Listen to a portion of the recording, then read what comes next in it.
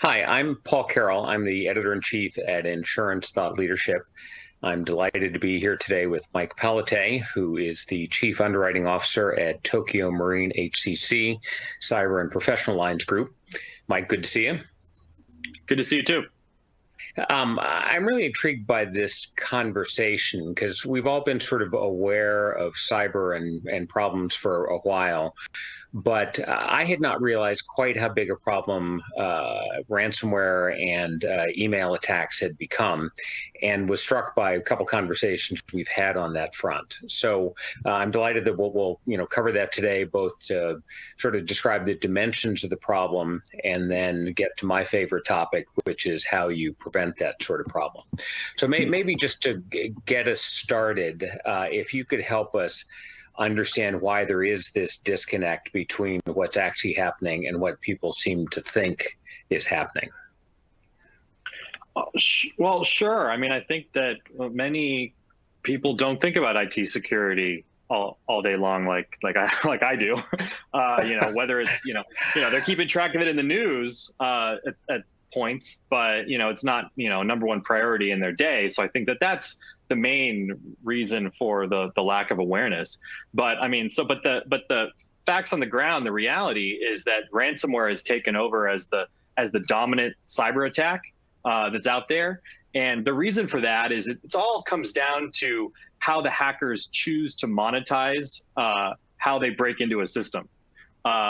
So once they break into the system, how they monetize it. In the past, they were selling credit card numbers that they stole, or selling medical records that they were able to sell. A number of years ago. Now the attack of choice is ransomware, and it's really due to the straightforward kind of nature, how easy it is to monetize. It's very easy, and these ransomware attacks also work against most kinds of businesses. Especially ones that haven't had the need to focus a lot of attention on cybersecurity. Companies that are like manufacturers or construction firms who don't store a lot of private information. So you've got a lot of industries that are being targeted that aren't used to being targeted, and the hackers are it's a feeding frenzy because it's really easy to monetize this because of crypto payments, which are really difficult to trace. So you kind of have a perfect storm right now. Yeah, that was one that really surprised me. I thought of hospitals and even insurance. It's any consumer business that had a lot of personal information as being a target, but a manufacturer which knows nothing about me still needs data to run the business. And now that the hackers have changed the way they approach things, you were describing how really vulnerable these guys are to wild ransom demands. Well, sure. The big thing with manufacturers is business interruption, right? So oftentimes their process is being driven by networked computers, and they really can't run their business without all that technology working. And when the hackers are able to get in and basically lock up their entire network, it really stops their ability to manufacture goods, and the cost of that is very dramatic, right? So. And the manufacturers weren't targeted like this a few years ago, so they don't really have the right controls in place. And just to give you a sense for magnitude, the ransom demand, so what the hackers demand in terms of monetary compensation in exchange for kind of decrypting the systems, that the demands have increased by 700% in the last 2 years. And ransomware frequency, at least in our portfolio, has increased by over 100%. So we're seeing twice as many claims in our book than we did 2 years ago. And the highest ransom demand we've seen is $50 million, 50. So it's interesting. Yeah, that'll leave a mark. And I gather from what you were telling me that part of the reason this has changed is that in the past, hackers would just be able to get into individual computers or little clusters. And now they figured, aha, that's just the starting point, and we can worm our way out from there. Would you describe a little bit the change that's going on there? Sure. Yeah. I mean, in the past, the ransomware attacks were typically automated. So you would click on a spam email and launch a piece of malware on your laptop, let's say, and then that piece of malware would encrypt the files on your computer, and they would demand some kind of ransom in order to decrypt them. So you might lose the work that you were working on for the last few days or few weeks, but it doesn't. But now the attacks are going much further than that, right? So there is an automated attack that happens at first in a lot of attacks where the hackers are able to get into that one computer, but instead of encrypting that one computer, they use that foothold to worm their way into the network, and they spread throughout the network, and they find where the backups are stored, where the valuable information, and then they launch their attack so they get as much of your assets, of the company's assets, as possible. And then they have an enormous amount of leverage to negotiate a ransom, right? Because if your company is completely locked down, all of your data is not usable, and your backups are gone, you know, in this day and age, most businesses would go bankrupt if they lost all of that, right? So you have this just enormous amount of leverage. So the ransoms, they can say whatever they want, and oftentimes the companies are forced to pay it. So that's the big problem.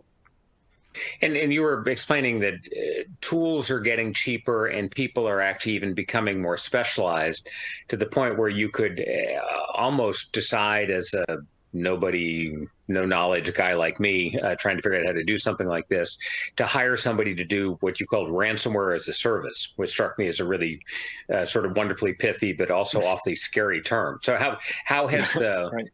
The scenario changed from the hacker standpoint in terms of the number of people who can do this kind of thing? Sure. Great question. So the way that we're looking at it is the barriers of entry to launch a ransomware attack have been steadily coming down over the last few years. And ransomware is big business. There are billions of dollars in ransom demands being paid annually right now. And many groups that focus on this crime are becoming increasingly organized and efficient to take advantage of this kind of way to make money. So some groups have packaged hacking tools together with guides on how to use them, and they are selling that toolkit on the dark web for relatively small amounts of Bitcoin or some other crypto asset, some other cryptocurrency. So that tool makes it that brings down the level of sophistication that a bad actor needs to have in order to launch a successful attack. So that's one bit that's changed in the last few years. The other thing that's changed is groups have decided to specialize at certain parts of the attack. So you have what we call initial access brokers. So their focus is to try to break into networks. And once they're in the network, they oftentimes sell that access to another group who focuses on actually launching the ransomware attack. And that's why they call it ransomware as a service, right? So they will sell the access, or they will bring in this other group as a partner, and then they'll share in whatever the booty that they get. So and what that's led to is it has hackers focusing on what they do best, and they have a lot more experience. So ransomware as a service groups focus on the attack all the time, and so they know how to negotiate the best. They know how much ransoms a company will likely pay. They're able to do all of that. They're better at evading the company's countermeasures, and all of this has led to ratcheting up in ransom demands. So basically, we're screwed. We ought to just give up, end the webinar now, and I'll go home, right? No. So, well, go ahead. Oh, well, no. I mean, these attacks can be prevented, and it really comes down to a lack of awareness. There's too much low-hanging fruit out there for these groups, and they're not necessarily executing these attacks on highly sophisticated companies that really understand how to protect their assets. They're going after the ones that don't ever think they're going to be targeted. So we're focusing a lot of attention on raising awareness and really helping our insureds and our customers become better protected so they're ready for this threat. So I have thought a lot about that sort of thing. I mean, I go all the way back to my days at the Wall Street Journal, where the Nigerian princes were, scamming people by telling them they were ready to send their money. I actually tried to pursue one of these guys for a while and engaged with somebody on the phone a fair amount to try to get him to tell me enough about who he was and where he was that I could maybe figure out who one of these Nigerian princes was. But it has turned out to be a much harder problem than I thought. So if you have these phishing emails, for instance, that go out, even if you train people, you still are vulnerable, right? Yeah.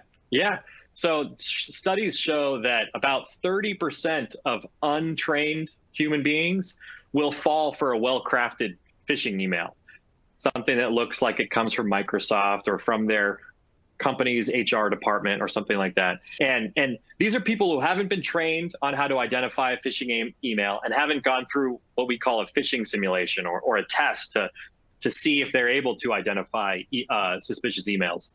Now, this number, 30%, drops to 10 to 15% after a group of people have been trained and have gone through a training and have been tested periodically, which is a significant reduction, right? That's, a 50, 60% reduction in how many people will fail. But if you think of a company that has 100 people and they send one of these well-crafted emails to every single person, something like 10 or 15 will still fail and do what the hackers want, whether it be launching a virus that's attached to the email or giving up their login credentials. All of this are things that happen. So, when you're relying on humans to not make a mistake, your security approach is flawed.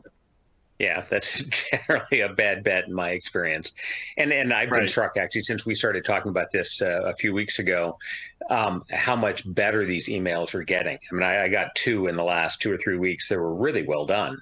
And even as skeptical as I am, I was tempted to click on them to try to figure out what was going on. But I knew Mike would be mad at me, so I didn't do it. Right. But even if we... Go ahead. Go ahead. Sorry. Well, I was just going to say that the level of sophistication in these has increased dramatically. Sometimes they're in broken English and it's very obvious, right? I've seen a lot of those. But there's others that are the attacker is doing a lot of research into the company and who's who and who runs this department and who works for who, and then are crafting these emails to look like they're real, and they're hard to spot sometimes.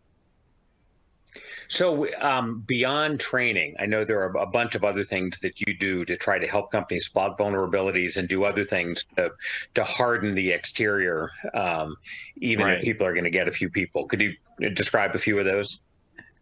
Sure. So what we try to urge our clients to do is when they're thinking about their security approach is to look at their network and look at their company like an attacker would.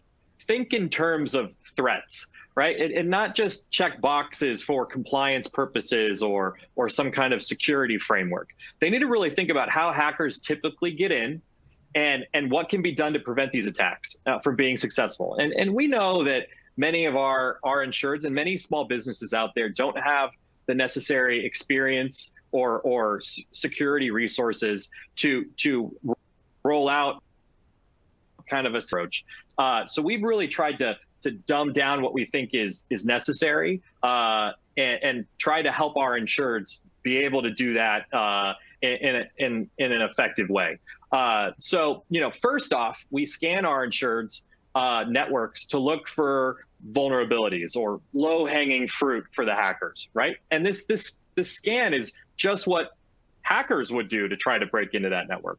We look for out-of-date software on one of the servers, open ports that can be used by hackers, like remote desktop ports. And most recently, we've been scanning for weaknesses in their Microsoft Exchange server, if they have it, after this latest Microsoft attack.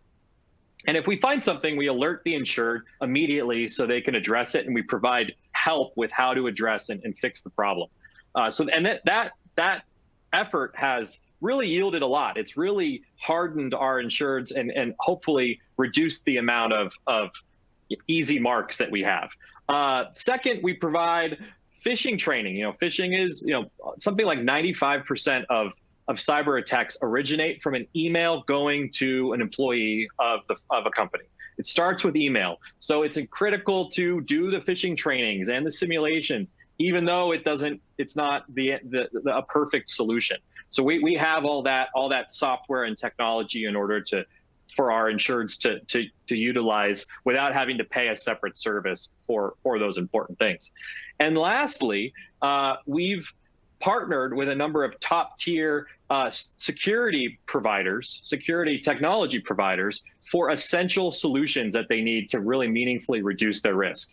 We use we have a lot of customers, and we use that scale and kind of buying power in order to negotiate really good deals for our insureds to hopefully make it economical for them to purchase some of these things. So, things like multifactor authentication, which is so critical for protecting remote access. We're partnered with Duo to provide a good discount for our insureds. We also have partnered with CrowdStrike, which makes a really top tier endpoint protection software. And lastly, we've partnered with Datto, which is a cloud backup provider. Oftentimes the hackers get into the network and find your backups and delete your backups also. And that's when you really have got the company in a vulnerable position. So we provide this deal so they can kind of move their important data to the cloud, which is which is much more robust and hard to attack for the hackers. So I thought that was really important on a couple levels. One, even if I'm a really successful business person and have 1,000-person company, I'm no expert on cyber. So if you guys come in and tell me these are the right tools, this is how you bundle them, this is how you install them, this is how you use them, or whatever, I can imagine that as being an incredibly valuable service. The other thing is I'm a big believer in multi-factor authentication. You'll correct me if I'm wrong, but I think the term is who you are, what you know, what you have.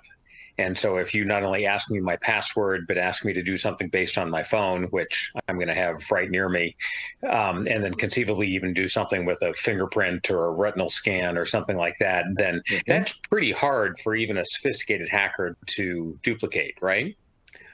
It really is, especially for the average company in America, right? Now, maybe nation state hackers can do things. They can clone your phone's SIM card, and they can do some things to get around multi-factor authentication. But for the average company, that's not something that's going to happen, and it dramatically reduces the risk that a lost password. Remember, 10 or 15% of the trained people will still give up their password. It reduces the risk that leads to unauthorized access to your network. So yeah, it's a big deal, but multi-factor authentication is those three things. So you got that right. Sometimes we have people think that it means username and password, like those two, because they think that's two factors, and that's not. Those are two things that and can be easily copied. So that's a thing that we're kind of constantly seeing in our day-to-day. So basically, if I'm Sony Pictures and I'm making a movie mocking Kim Jong-un of North Korea, I'm in trouble. Right. But other people may not have to worry about it quite so much. Exactly. The other thing I just wanted to bounce off you is that I get the sense that companies are starting to rethink the model. So instead of thinking of this, great firewall that you can't breach, companies are now starting to realize that, even a really great firewall can somehow be breached. So we need to not only challenge at the exterior, but need to challenge as people sort of walk the halls of the castle. Is that right? And does that have potential as a new model? Yeah, I mean, there are a number of things that are changing because of this threat, including what you're saying, that they're talking about zero trust. That's the kind of concept where, instead of once someone's through the gates, they're treated as trusted the whole time. Instead of that, they are frequently assessed and tested, and do they belong here? And there's that kind of logic that does make things harder to take advantage of. We also see endpoint detection and response technology, which is a way of monitoring what's happening on your network in a much more detailed way. It gives them gives an IT security person a really good perspective on what's happening. So that's like, once they're into a computer, it's like, okay, well, you're in, but we're going to monitor what you're doing to make sure that you're not acting suspicious, right? Are you trying to access files that you're not supposed to, or are you trying to change, something about the computer's operating system that looks suspicious? Those kind of things are another way of trusting but verifying. Makes sense. So how far along do you think you are in terms of educating your clients, and then maybe more broadly the general public? I know price has a way of getting people's attention, and I'm sure people are seeing prices go up.